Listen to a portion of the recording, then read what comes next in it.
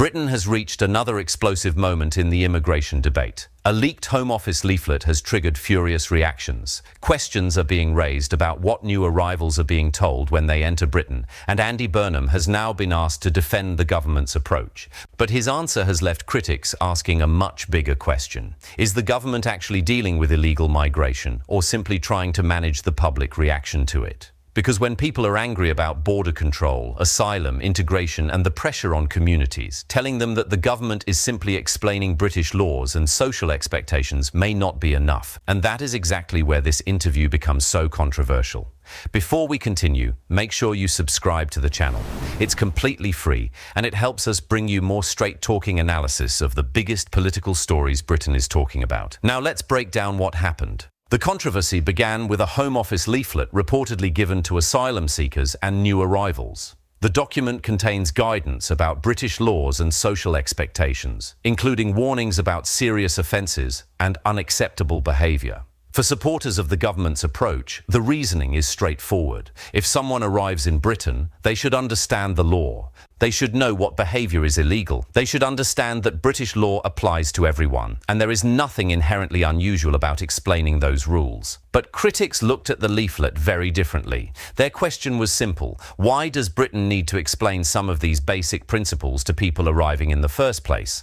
That question quickly turned the leaflet into a political flashpoint. And then Andy Burnham was asked about it. His response was based on a principle that sounds simple enough. If people are expected to follow British law, then the government should make those expectations clear. He also pointed towards the government's position on removing people who break immigration law and foreign national offenders who are eligible for removal. On paper, that sounds firm. But critics were not satisfied, because the bigger issue is not whether Britain has laws. Everyone knows Britain has laws. The real issue is whether those laws are actually being enforced consistently and effectively. That is where the political argument becomes much more complicated. Britain has spent years debating immigration. The arguments have become increasingly heated. One side focuses heavily on border control, illegal entry and enforcement. Another focuses on Britain's humanitarian obligations and the need to provide protection to people fleeing persecution. And between those positions are millions of ordinary voters who may hold a mixture of views. They may support legal immigration but oppose illegal entry. They may support asylum for genuine refugees but want faster decisions. They may believe Britain should remain welcoming while also demanding stronger integration. These distinctions matter, because the debate becomes much less useful when everything gets reduced to one enormous argument about whether immigration is simply good or bad. It isn't that simple. The real questions are much more practical. Who is allowed to enter? Who qualifies for asylum? How quickly are claims processed? What happens when someone is refused? How quickly can removals take place? How are communities supported? How are newcomers expected to integrate? And how does the government maintain public confidence while meeting its legal and humanitarian responsibilities?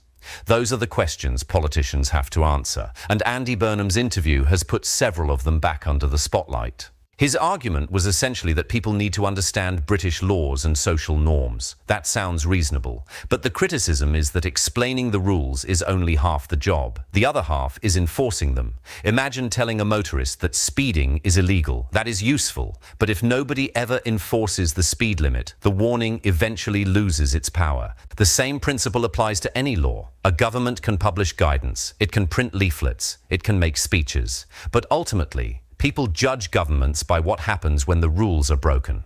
And that is why immigration enforcement has become such a politically sensitive issue. The public wants to know whether the system works, not whether another announcement has been made, not whether another review has been launched, not whether another policy has been promised. Does it work? That is the question. And this is where Burnham's response has been attacked as inadequate by his critics. They wanted a much stronger explanation of what the government is actually doing to reduce illegal migration and ensure that people without a legal right to remain are dealt with according to the law.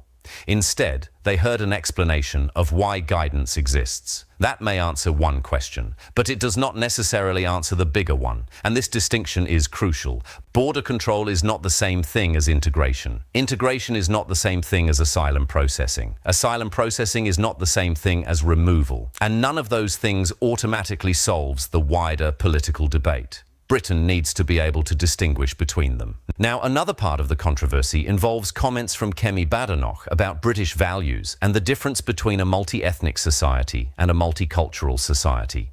Her argument, as presented in the transcript, was that Britain can be proudly multi-ethnic while still expecting people to share certain basic principles: freedom, equal rights, personal responsibility, the rule of law, and protection from discrimination. That raises an important point. A modern democracy can contain people from many different backgrounds while still maintaining a common legal framework.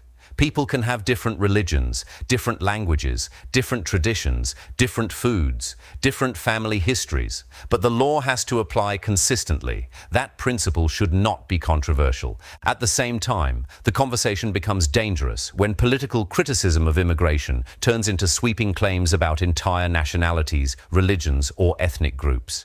Britain's immigration debate needs to distinguish between individuals and groups. A person's nationality does not tell you whether they are a criminal. A person's ethnicity does not tell you whether they will integrate. And someone's country of origin does not automatically determine their character. The government should judge individuals based on evidence, law, and behavior. That is the only sustainable standard. But there is another legitimate question underneath the controversy. Can Britain expect people arriving from completely different legal and social environments to understand British expectations immediately? If the answer is no, then providing clear information about the law can be sensible. The problem arises when guidance becomes a substitute for enforcement. If someone needs to be told that serious criminal behavior is illegal, the government can explain it.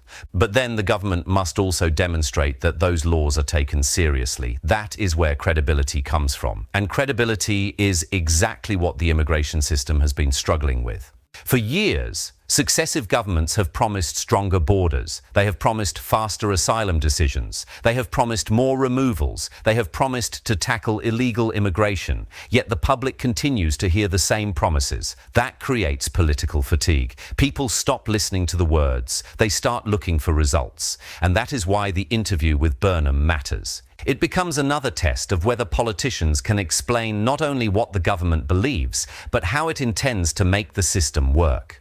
There is also a huge distinction between legal immigration and illegal migration. Britain has historically accepted people from around the world. Migrants have contributed to British society in countless ways. Many work in essential sectors. Many start businesses. Many become doctors, engineers, teachers, entrepreneurs, and public servants. Others build families and become part of British communities. None of that removes the need for border control. A country can support legal immigration while still insisting that immigration happens through a functioning system. That is not contradictory. In fact, a functioning legal system protects public confidence in immigration. When people believe the rules are clear and enforced, they are more likely to trust the system. When they believe the rules are being ignored, frustration grows. And once public trust collapses, the political consequences can be enormous. That is why the government needs more than rhetoric. It needs numbers.